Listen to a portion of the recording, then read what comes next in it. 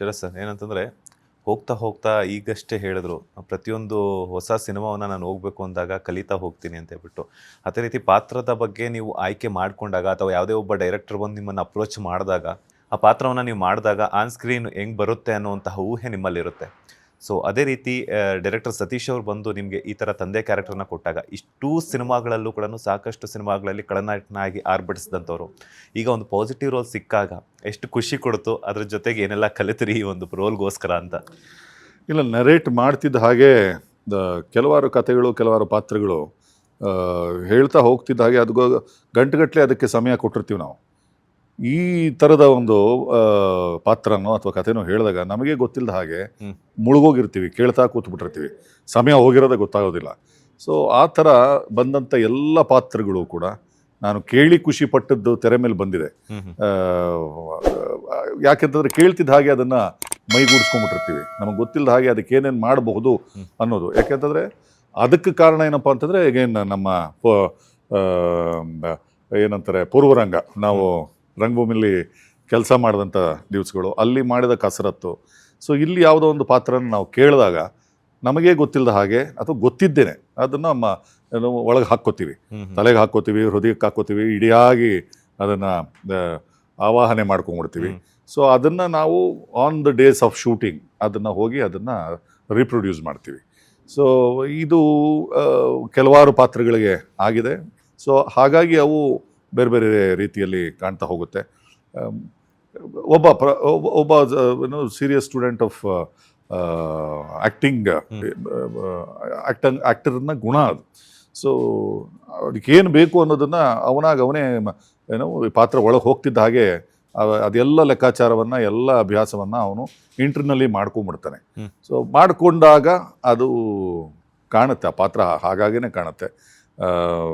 ನಾವು ಮಾಡಿದ್ದು ಸರಿ ಇದೆಯಾ ಇಲ್ವಾ ಅನ್ನೋದು ಅಲ್ಲಲ್ಲೇ ಅಪ್ರಿಸಿಯೇಷನ್ ಸಿಕ್ಬಿಡುತ್ತೆ, ನಿರ್ದೇಶಕರಿಂದ ಸಿಗುತ್ತೆ, ಟೆಕ್ನಿಷಿಯನ್ಸಿಂದ ಸಿಗುತ್ತೆ, ಆಚೆಯಿಂದ ಬಂದು ನೋಡ್ತಿರೋ ಅಂಥ ಕೆಲವಾರು ಮಂದಿಗಳಿರ್ತವೆ ಇರ್ತಾರೆ, ಅವರು ಕೂಡ ನೋಡಿ ಅದನ್ನು ಆಸ್ವಾದಿಸ್ಬಿಟ್ಟಿರ್ತಾರೆ. ನಮ್ಗೆ ಅಲ್ಲೇ ಅರ್ಧ ಇದು ಗೆದ್ದಿದೆ ಅಂತ ಒಂದು ಅನುಭವಕ್ಕೆ ಬರುತ್ತೆ. ಸೊ ಆ ರೀತಿಲಿ ಬೇಕಾದಷ್ಟು ಸಿನಿಮಾಗಳಲ್ಲಾಗಿದೆ, ಪಾತ್ರಗಳ ವಿಚಾರದಲ್ಲಾಗಿದೆ. ಈ ಸಿನಿಮಾ ಪ್ರತಿಕ್ರಿಯೆನೂ ಹಾಗೆ ಸಿಕ್ಕಿದ್ದು ನನಗೆ.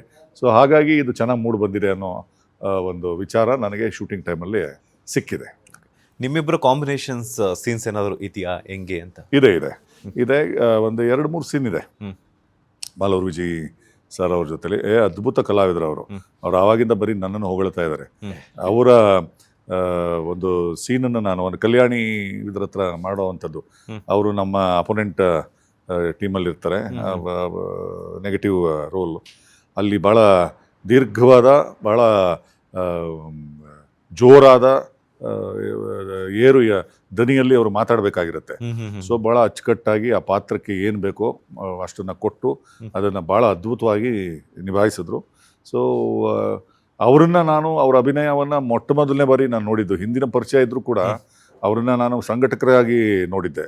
ಬಟ್ ಅವರು ಎಷ್ಟೋ ನಾಟಕಗಳನ್ನ ನಿರ್ದೇಶಿಸಿದ್ದಾರೆ ಅಂತ ಗೊತ್ತಾಗಿದ್ದು, ಪ್ಲಸ್ ಅವರ ಅಭಿನಯ ನಾನು ನೋಡಿದ್ದು ರೋಣ ಚಿತ್ರದಲ್ಲೇ. ಸೊ ಆ ಮಟ್ಟಕ್ಕೆ ಭಾಳ ಅದ್ಭುತವಾಗಿ ಅವರು ಇಡೀ ಪಾತ್ರವನ್ನು ಮಾಡಿದ್ದಾರೆ ಅಂತ ನನಗೆ ನಿರ್ದೇಶಕರ ಕಡೆಯಿಂದನೂ ಗೊತ್ತಾಗಿದೆ. ಸ್ವತಃ ನನ್ನ ಸೀನಲ್ಲಿ ನಾನು ಅವರನ್ನು 2-3 ಸೀನ್ಸಲ್ಲಿ ಗಮನಿಸಿದ್ರಿಂದ ಅವರು ಎಂಥ ಕಲಾವಿದರು ಅಂತ ರೋಣ ಚಿತ್ರದ ಮುಖಾಂತರ ನಿಮ್ಮ ಗಮನಕ್ಕೆ ಬರುತ್ತೆ. ಏನು ಹೇಳ್ತೀರಾ ಸರ್? ಯಾಕಂತಂದ್ರೆ ನಿಮ್ಗೆ ಆಗ್ಲಿಂದ ಅವರು ಹೊಗಳ್ತಾನೆ ಇದ್ದಾರೆ, ನಿಮ್ಮನ್ನ ಹೊಗಳ್ತಿಲ್ಲ, ಬಟ್ ನಿಮ್ಮ ಪಾತ್ರವನ್ನ, ನಿಮ್ಮ ಅಭಿನಯವನ್ನ ಹೊಗಳ್ತಾ ಇದ್ದಾರೆ. ಸೊ ನೀವು ಆಗ್ಲೇ ಹೇಳಿದ್ರಿ ಕೂಡ, ಕಲಾವಿದನಿಗೆ ಇದಕ್ಕಿಂತ, ಅದೇ ಹೇಳದ್ನಲ್ಲ, ಒಬ್ಬ ಕಲಾವಿದನಿಗೆ ಇದಕ್ಕಿಂತ ಕಲಾವಿದ ಯಾವತ್ತೂ ಎಕ್ಸ್ಪೆಕ್ಟ್ ಮಾಡೋದು ಒಂದು ಅಪ್ರಿಷಿಯೇಷನ್. ಸೊ ಅದು ಇಂತಹ ಈಗ 300 ಚಿತ್ರ ಯೋಚನೆ ಮಾಡಿ, ನಾನು ಇದು ಮೊದಲನೇ ಚಿತ್ರ. 300 ಚಿತ್ರದ ಒಬ್ಬ ಮಹಾನ್ ನಟ, ನಾನು ಅವ್ರನ್ನ ನಟರಾಕ್ಷಸ ಅಂತಲೇ ಕರಿತೀನಿ. ಅದು ಅಷ್ಟು ಯಾವ ಪಾತ್ರವನ್ನು ಕೊಟ್ಟರೂ ಅದಕ್ಕೆ ಪರಕಾಯ ಪ್ರವೇಶ ಮಾಡಬಲ್ಲ ಅದ್ಭುತ ನಟರು ಅವರು. ಸೊ ಅಂಥ ಒಬ್ಬ ನಟರು ವಿಜಯ್ ಸರ್ ಚೆನ್ನಾಗಿ ಮಾಡಿದ್ದಾರೆ ಅಂತ ಹೇಳ್ತಿದ್ದಾರೆ ಅಂದರೆ ನಾನು ಈಗಾಗಲೇ ಒಂದು 8-10 ಅಡಿ ಮೇಲಿದ್ದೀನಿ. ಸೊ ಇನ್ನು ಕೆಳಗಿಳಿಬೇಕು ನಾನು. ಇಲ್ಲ ಅದವ್ರ ದೊಡ್ಡಸ್ಗೆ ದೊಡ್ಡ ಮಾತು. ನಮ್ಮ ಮಾಲೂರು ವಿಜಯ್ ಸರ್ ಹೇಗೆ ಅಂತಂದರೆ, ನನಗೂ ಅವ್ರಿಗೆ ಸುಮ್ಮನೆ ಹೋಲಿಕೆ ಮಾಡಿಕೊಂಡಾಗ, ನಾನು ಅಭಿನಯಿಸ್ತೀನಿ, ನನ್ನ ಕಾಯಕ ಬರೀ ಅಭಿನಯ, ಅವ್ರದ್ದು ಬರೀ ಅಭಿನಯ ಅಲ್ಲ, ಅವರು ಸಂಘಟಕರಾಗಿ ಕೆಲಸ ಮಾಡ್ತಾರೆ, ನಿರ್ದೇಶಕರಾಗಿ ಕೆಲಸ ಮಾಡ್ತಾರೆ, ಒಬ್ಬ ಒಳ್ಳೆ ಬರಹಗಾರ, ಯಾವುದ್ಯಾವುದೋ ಕಾರ್ಯಕ್ರಮಗಳಿಗೆ ಹೋಗಿ ಭಾಷಣ ಮಾಡ್ತಾರೆ, ಒಳ್ಳೆ ವಾಗ್ಮಿ, ಆಮೇಲೆ ಬ್ಯಾಕ್ ಸ್ಟೇಜ್ ಕೆಲಸ ಮಾಡ್ತಾರೆ. ಯಾರೋ ಇಲ್ಲಿ ನನ್ನನ್ನು ಕರೆಸಿರ್ತಾರೆ ಅಂತ ಇಟ್ಕೊಳ್ಳಿ, ಯಾವ ಹುಡುಗ ಇಲ್ಲ, ಕಾಫಿ ಕೊಡೋನಿಲ್ಲ, ಇವರೇ ಹೋಗ್ಬಿಡ್ತಾರೆ ಹೋಟ್ಲಿಗೆ ತರೋದಕ್ಕೆ. ಸೊ ಇವರು ಪಕ್ಕ ಒಂದು ಅಪ್ಪಟ ರಂಗಭೂಮಿ ಪ್ರತಿಭೆ. ಇಂಥದ್ದು ಮಾಡ್ತೀನಿ ಇಂಥದ್ದು ಮಾಡಲ್ಲ ಅಂತ ಯಾವುದೂ ಇಲ್ಲ, ಎಲ್ಲವನ್ನೂ ಮಾಡುವಂಥ ಒಂದು ಜೀವ. ಸೊ ಆ ಥರ ನಮ್ಮನ್ನು ನಾವು ಹೋಲಿಕೆ ಮಾಡಿಕೊಂಡಾಗ ನಾವು ಯಾವುದೋ ಒಂದೇ ಕೆಲಸದಲ್ಲಿ ಸಾಗದವರು. ಸರ್ ಎಲ್ಲ ಕೆಲಸಗಳನ್ನು ಮಾಡ್ತಾ ಎಲ್ಲ ಕೆಲಸಗಳಲ್ಲೂ ಪರಿಣಿತಿ ಹೊಂದಿದವರು, ಎಲ್ಲ ಇದರಲ್ಲೂ ಕ್ಷೇತ್ರದಲ್ಲೂ ಸ್ಪೆಷಲಿಸ್ಟ್ ಅಂತ ಹೇಳ್ಬೋದು. ಸೊ ಆ ಮಾತುಗಳಂತೂ, ನಾನು ಆಡ್ತಿರೋ ಈ ಮಾತುಗಳಂತೂ ಸತ್ಯ. ನಾನಾ ಪ್ರತಿಭೆ ಇದೆ, ಏನು ಮಲ್ಟಿಫೆಸೆಟೆಡ್ ಪರ್ಸನಾಲಿಟಿ. ಎಷ್ಟೋ ನಾಟಕಗಳನ್ನ ನಿರ್ದೇಶನ ಮಾಡಿದ್ದಾರೆ, ಎಷ್ಟೋ ಮಕ್ಕಳನ್ನ ಬೆಳೆಸಿದ್ದಾರೆ, ಅವ್ರ ಜೊತೆಲಿ ಕೆಲಸ ಮಾಡ್ತಿರುವಂಥ ಎಷ್ಟೋ ಪ್ರತಿಭೆಗಳು ಬಹಳ ದೊಡ್ಡದಾಗಿ ಬೆಳೆದಿದ್ದಾರೆ. ಆಮೇಲೆ ಇಂಡಿಯಾ ದೇಶದಾದ್ಯಂತ ನಾಟಕಗಳನ್ನ ತಗೊಂಡೋಗಿ ಈ ಮಕ್ಕಳ ಹತ್ರ ಮಾಡಿಸಿದ್ದಾರೆ. ಏನೋ ಪ್ರದರ್ಶನ ಅಂತ ಹೇಳಿಕ್ಕೆ ಬರಲ್ಲ, ಪ್ರಯೋಗನೇ ಆಗಲಿ, ಅಷ್ಟೊಂದು ಪ್ರಯೋಗಗಳು. ಇದು ಯಾರೋ ಒಬ್ಬ ಮನುಷ್ಯ ಒಂದು ಜೀವಮಾನದಲ್ಲಿ ಮಾಡುವಂಥದ್ದಲ್ಲ. ಸೊ ಇವತ್ತಿಗೂ ಕೂಡ ಅಷ್ಟೇ ಚಟುವಟಿಕೆಯಿಂದ ಕೆಲಸ ಮಾಡ್ತಿರ್ತಾರೆ. So that way Malur Vijay sir, hats off. ನಾವು ಬರೀ ಒಂದೇ ದಿಕ್ಕಿನಲ್ಲಿ ಸಾಗಿದವರು ಅವರು. ಆಮೇಲೆ ಪ್ರತಿಯೊಬ್ಬರನ್ನು ಭಾಳ ಪ್ರೀತಿಯಿಂದ, ಭಾಳ ಅಚ್ಚುಕಟ್ಟಾಗಿ ಅವ್ರನ್ನ ನೋಡ್ಕೋತಾ ನಡೆಸ್ಕೋತಾ ಎಲ್ಲರೂ ಇಷ್ಟಪಡುವಂಥ ಒಂದು ವ್ಯಕ್ತಿತ್ವ Malur Vijay sir. So that way ಈ ಥರದ ಗೆಳೆಯರು ನಮಗೆ ಸಿಕ್ಕಿರೋದು ನಮ್ಮ ಪುಣ್ಯ. ಆಮೇಲೆ ಇವರ ಗೆಳೆಯರ ಬಳಗ, ನನ್ನ ಗೆಳೆಯರ ಬಳಗ ಎಲ್ಲವೂ ಗೊತ್ತಿಲ್ಲದೆ ಎಲ್ಲ ಇಂಟರ್ಕನೆಕ್ಟೆಡ್. ಸೊ ಆ ಖುಷಿ ನನಗಿದೆ. So that way is man of ಏನಂತಾರೆ ಮೆನಿ ಥಿಂಗ್ಸ್. ಸಾಕಷ್ಟು ಸಿನಿಮಾಗಳಲ್ಲಿ ಖಳನಟನಾಗಿ ಆರ್ಭಟಿಸಿದಂತಹ ನೀವು ಈ ಒಂದು ಸಿನಿಮಾದಲ್ಲಿ ಪಾಸಿಟಿವ್ ರೋಲಲ್ಲಿ, ಅದು ಕೂಡ ತಂದೆ ರೋಲಲ್ಲಿ ಕಾಣಿಸ್ಕೊಂಡಿದ್ದೀರಾ. ನಿಮ್ಮ ಆಪೋಸಿಟ್ ಅವರು ಆ್ಯಕ್ಟ್ ಮಾಡ್ತಿರ್ಬೇಕಾದ್ರೆ ವಿಜಯ್ ಸರ್, ಈ ಸಿನಿಮಾದಲ್ಲಿ ನಾನು ಈ ರೋಲ್ ಮಾಡಿದರೆ ಚೆನ್ನಾಗಿರ್ತಿತ್ತ ಅಂತ. ಯಾಕಂತಂದರೆ ಖಳನಟನಾಗಿ ಎಷ್ಟೇ ಪಾತ್ರಗಳು ಮಾಡಿದ್ರೂ ಕೂಡ ಅದಕ್ಕೆ ಇನ್ನೊಂದು ಪಾತ್ರಕ್ಕೂ ವಿಭಿನ್ನತೆ ಮತ್ತು ವಿಶೇಷತೆ ಅನ್ನೋದು ಬರ್ತಾನೆ ಇರುತ್ತೆ. ಸೊ ನಿಮ್ಗೆ ಅನ್ಸುತ್ತಾ ಯಾವತ್ತಾದರೂ ಈ ಥರ ಮಾಡಬೇಕು ಅಂತ?